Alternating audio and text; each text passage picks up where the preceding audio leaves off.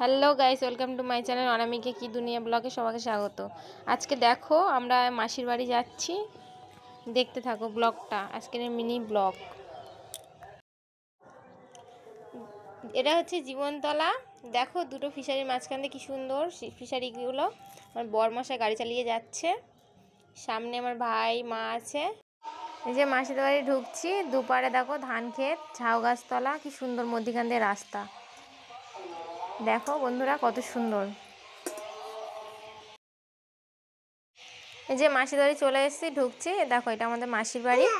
হ্যাঁ, আর আমার মা আর এই যে মাসি। দেখো এবারে হচ্ছে আমরা কীর্তনে যাব।